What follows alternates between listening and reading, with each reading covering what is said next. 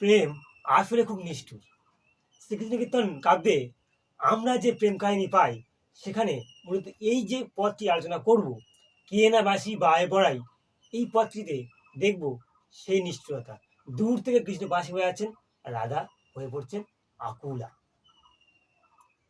শ্রীকৃষ্ণ কীর্তনে যে রাধাকে আমরা পাই, সে রাধা যুবতী এবং বিবাহিত। সে রাধা আয়হনের স্ত্রী, ননদ, শাশুড়ি নিয়ে তার সংসার। চাইলেই হুট করে বাড়ি থেকে বেরিয়ে এসে কৃষ্ণের সঙ্গে মিলিত হতে পারে না। এবং রয়েছে সামাজিক বিভিন্ন বাধা বিপত্তি। এমতো অবস্থায় কৃষ্ণ বাঁশি বাজাচ্ছেন। তো এই পথ, অর্থাৎ কে না বাঁশি বায়ে বড়াই পথটি আলোচনা করার পূর্বে যারা শ্রীকৃষ্ণ কীর্তন সম্পর্কে ধারণা খুবই অল্প রয়েছে, তারা এর আগে এই চ্যানেলে শ্রীকৃষ্ণ কীর্তন কাব্য নিয়ে আলোচনা করা হয়েছে, গিয়ে দেখে আসতে পারেন। এবং চর্যাপদ, শ্রীকৃষ্ণ কীর্তন তো হয়েছে, এবং চর্যাপদের প্রথম পদ সেটি আলোচনা হয়েছে। যারা ইতিমধ্যে দেখেননি, দেখে নিতে পারেন। তারপরে শ্রীকৃষ্ণ কীর্তন কাব্য আলোচনা দেখার পরে এই ভিডিও দেখলে অনেক সুবিধা হবে। শ্রীকৃষ্ণ কীর্তন কাব্যে কৃষ্ণ আয়নের স্ত্রী রাধাকে প্রেম নিবেদন করছে। রাধা প্রথমে কিছুতেই শ্রীকৃষ্ণর প্রেম নিবেদন গ্রহণ করেন, বারবার তাকে অবহেলা করেছে। কিন্তু পরবর্তীকালে সেই রাধাকে আমরা দেখেছি কৃষ্ণ প্রেমে পাগলিনী হতে, কৃষ্ণ পাওয়ার ইচ্ছা, কৃষ্ণের সঙ্গে মিলিত হওয়ার ইচ্ছা তার মধ্যে বারবার জেগে উঠেছে। কৃষ্ণ প্রথমে যখন রাধাকে প্রেম নিবেদন করে, রাধা কৃষ্ণের মুখের উপর জানিয়ে দেয়, ঘরে স্বামী মোর সর্বাঙ্গে সুন্দর, আছে সুলক্ষণ দেহ, নন্দের ঘরের গরু রাখোয়াল, তার সাথে কি মোর নেহা। অর্থাৎ ঘরে তার স্বামী রয়েছে, আবার সে সুন্দর সুলক্ষণ, গরু রাখাল শ্রীকৃষ্ণ, তার সাথে তার কি কোনো যায় আসে না, তার প্রেমে পড়ার কোনো মানে হয় না। আবার পরবর্তীকালে দেখেছি সেই রাধাকে সেই কৃষ্ণ প্রেমে পাগলিনী হওয়ার মতো, কৃষ্ণের বাঁশি শুনে তিনি আকুল বিকুল হয়ে পড়ছে, কৃষ্ণের কাছে যাওয়ার জন্য তার প্রাণপণ হয়ে উঠেছে, ব্যথায় ভরে উঠেছে মন। তো এই পথটি একবার দেখে নেওয়া যাক। আলোচ্য পথ কে না বাসি বায়ে বড়াই কালিনী নৈকুলে, এই পথটি শ্রীকৃষ্ণ কীর্তন কাব্যের বংশীখণ্ডের একটি পথ। এই পথটা সম্পূর্ণ পড়ে নেওয়া যাক, তারপর এর বিশ্লেষণের দিকে এগিয়ে যাব।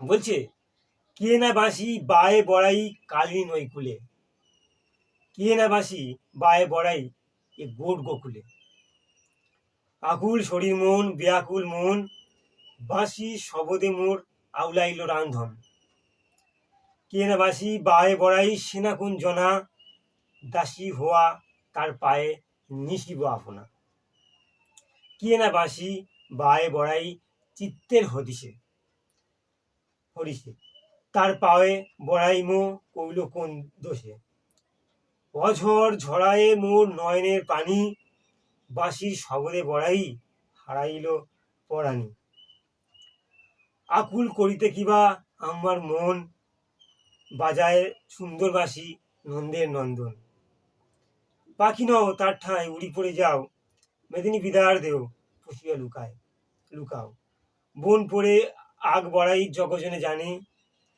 মোর মন পড়ে যেন কুমোরের ওপর, আত্মার সুধায় মোর কান্ন বিলাসে, বাঁশলি শিরে গান বাঁশলি শিরে বন্দি গাইল চণ্ডীদাসে।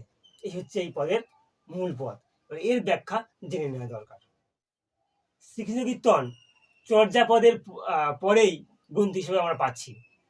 তার ভাষা, তার শব্দ মোটামুটি সেই ধারার, তো সেক্ষেত্রে একটু কঠিন মনে হতে পারে, কিন্তু এই ভিডিও দেখার পরে আর কোনো রকম কঠিনতা থাকবে না। যারা এই ভিডিওটি দেখছেন বা দেখছো, তাদের এটি প্রয়োজন মনে হলে, প্রয়োজনীয় বিষয় মনে হলে একটি সাবস্ক্রাইব করে রাখতে পারেন। পরবর্তীকালে আরও বাংলা সাহিত্য বিষয়ক ভিডিও নিয়ে আসার উৎসাহ পাবো। যাক, পথটির দিকে দেখা যাক। বলছে, কে না বাসি বায়ে বড়াই কালিনী নৈকুলে, কে না বাসি বায়ে বড়াই এ গোট গোকুলে। রাধা বড়াইকে বলছে, বড়াই কে বাঁশি বাজাচ্ছে ওই কালিন্দী নদীর তীরে, এই গোকুল রাখালদের চড়ানোর জায়গা, গরু চড়ানোর জায়গায় কে বাঁশি বাজাচ্ছে, তার সুর এত মিষ্টি কানে ভেসে আসছে, কে ওই কালী নদীর কূলে এমন সুরে বাঁশি বাজাচ্ছে। তারপরে বলছে, আকুল শরীর মোর বেয়াকুল মন, বাঁশির শবদে মো আওলা এলো রন্ধন। এই বাঁশির সুরে আমার মন প্রাণ আকুল হয়ে যাচ্ছে, এই বাঁশির সুর আর আমি এখানে বসে নিতে পারছি না। মনের ভিতর তরঙ্গ খেলে যাচ্ছে, মনোভূমিতে বিরহের যুদ্ধ শুরু হয়ে গেছে বাঁশির শব্দে। বাঁশির শব্দে মো আওলা হইলো রন্ধন। আওলা হইলো মানে তরকারি নষ্ট হয়ে যাচ্ছে, বাঁশির শব্দে রান্না পুড়ে যাচ্ছে, ভাত পুড়ে যাচ্ছে, সমস্ত কিছু তছনছ হয়ে যাচ্ছে। এই বাঁশির শব্দে রাধা আর রান্নায় আর সাংসারিক কাজে মনোনিবেশ করতে পারছে না। তার চোখ, তার মন চলে যাচ্ছে সেই কালিন্দী নদীর তীরে, যেখানে কৃষ্ণ বাঁশি বাজাচ্ছে, সেই বাঁশির কাছে। তার পরের লাইনটাই বলছে, কে না বাঁশি বায়ে বড়াই সেনা কুঞ্জনা, দাসী হও তার পায়ে নিশি বাহনা। বলছে, বড়াই কে বাঁশি বাজাচ্ছে, আমি যার এই সংসারে মনোনিবেশ করতে পারছি না, আমার জাগতিক চিন্তা ভাবনা সেই বাঁশির সুরের সাথে মিশে যাচ্ছে। দাসী হওয়া হওয়া তার পায়ে নিশি বাহনা। সে কেন আমাকে এই পীড়ন দিচ্ছে, প্রয়োজনে দাসী হয়ে সারা জীবন তার কাছে দাসী বৃত্তি করবো, তার পায়ে দাসী হয়ে পড়ে থাকবো, তবু সে আমাকে গ্রহণ করুক বা তার এই বাঁশির সুর সে থামাক। তার জন্য আমি সংসারের যাবতীয় কাজ আমার তুচ্ছ হয়ে যাচ্ছে। ঘরেতে রয়েছে স্বামী, ননদ, শাশুড়ি, সামাজিক বিভিন্ন অত্যাচার, তারপরে আমি কিভাবে এখানে ওই বাঁশির শব্দ শুনে থাকতে পারছি না, দাসী হয়ে থাকবো তার কাছে প্রয়োজনে, কিন্তু সে যেন এমন পীড়ন এই বাঁশির শব্দ থামায়, তা না হলে সমস্ত সংসারের কাছে তার মান আর থাকে না, সে নিজেই আর থাকতে পারছে না। বাঁশির সুর এমন, এমন তার মোহ, কৃষ্ণ প্রেম, যতই দূরে সরে রাখার চেষ্টা করুক, প্রেমের থেকে দূরে সরে রাখা তো যায় না খুব বেশি দিন, রাধাও পারেনি। কৃষ্ণ প্রেম বড়ই নিষ্ঠুর। পরের লাইনে বলছে, কে না বাঁশি বায়ে বড়াই চিত্তের হরিষে, তার পায়ে বড়াই মো হইল কোন দোষে। কিন্তু কে বাঁশি বাজাচ্ছে, সে তো মনের আনন্দে বাঁশি বাজাচ্ছে, কৃষ্ণ সে তো মনের আনন্দে বাঁশি বাজাচ্ছে। আর পীড়ন, অত্যাচার এবং তার হৃদয় নিয়ে খেলা সে তো রাধার হচ্ছে। কে বাঁশি বাজাচ্ছে, সে যে বাঁশি বাজাচ্ছে সে তো মনের আনন্দে বাজাচ্ছে, চিত্তের হরিষে মানে মনের আনন্দে সে তো বাঁশি বাজাচ্ছে। তার পায়ে বড়াই মো কইল কোন দোষে, তাকে তো আমি কি দোষ করেছি, সে যে আমাকে এভাবে পীড়ন দিচ্ছে, অত্যাচার করছে, সে বাঁশির শব্দ আমার হৃদয়ে এসে লাগছে। কৃষ্ণ প্রেমে মত্ত হয়ে গেছে সে, তাকে তো আমি কি দোষ করেছি সে এমন আমার সঙ্গে করছে, কেনই বা করছে। তাই বলছে, তার পায়ে বড়াই মো কইল কোন দোষে, কি দোষ করেছি আমি যে সে এমন বাঁশি বাজিয়ে উতলা করে দিচ্ছে। পরের লাইনে বলছে, অঝর ঝড়ে মোর নয়নের পানি, বাঁশির শব্দে বড়াই হারাইল পরাণী। বাঁশির শব্দ ভেসে আসছে, কৃষ্ণ বাঁশি বাজাচ্ছে কালিন্দীর তীর থেকে, সে বাঁশির শব্দ রাধার কানে আসছে, হৃদয় লাগছে, রাধার চোখ দিয়ে জল পড়ছে।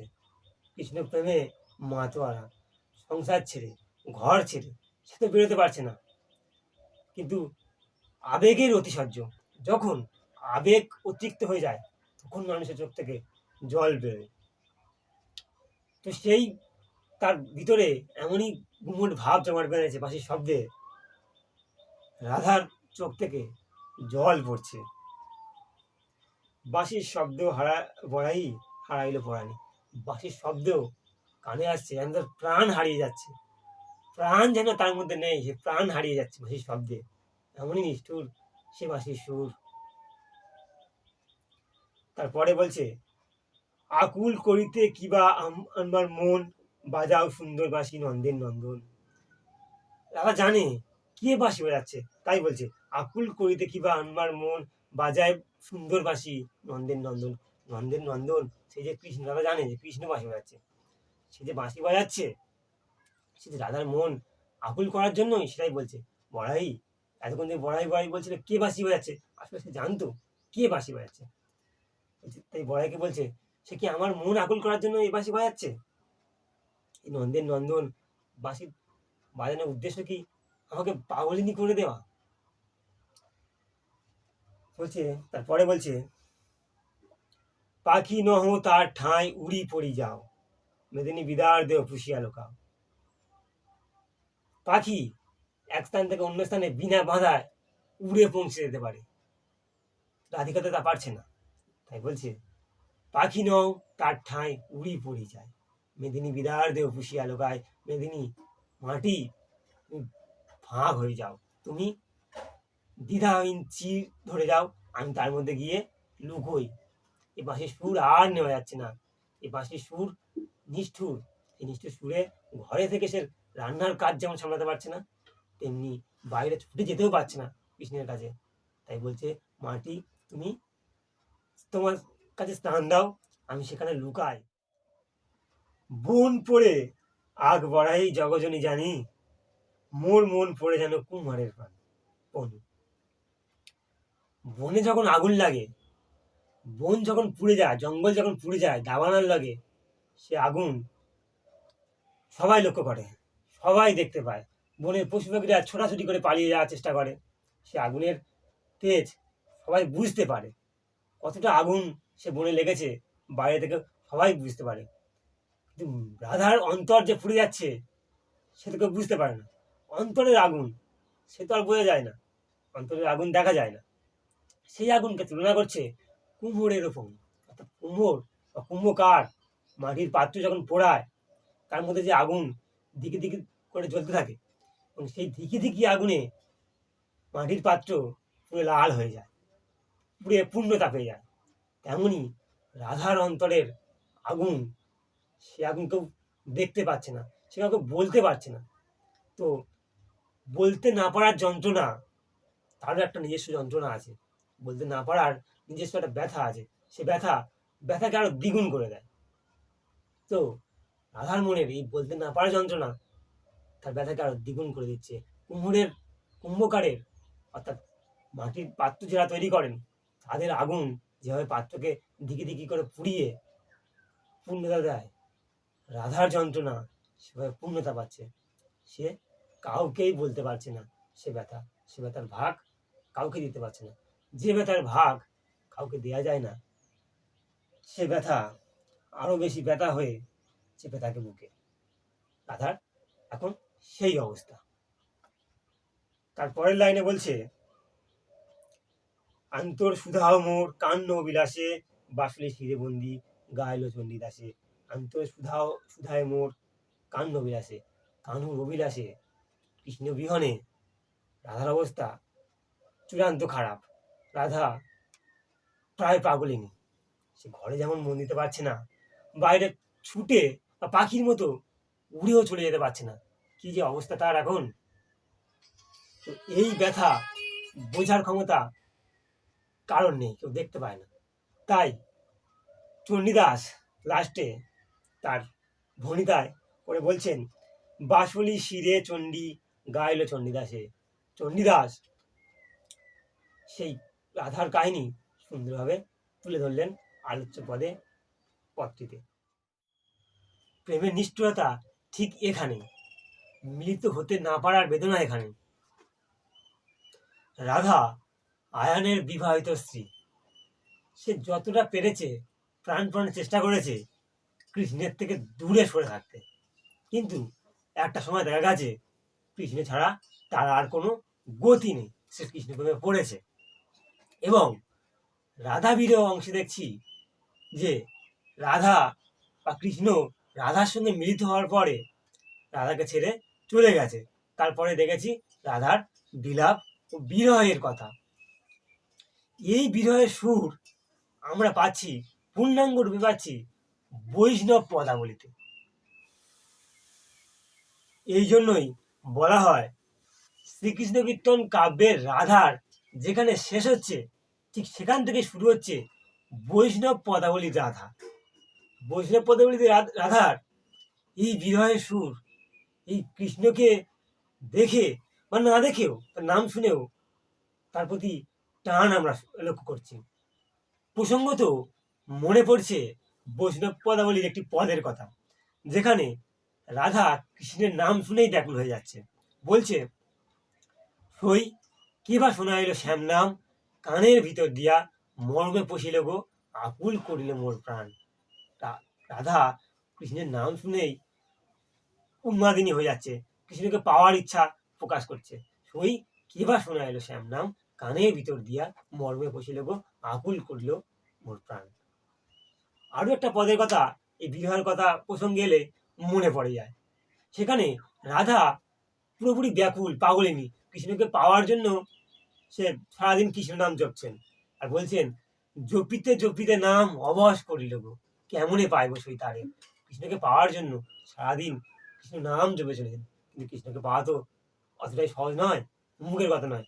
তাই শুধু কৃষ্ণ নাম জপে কৃষ্ণকে পাওয়া যায় না।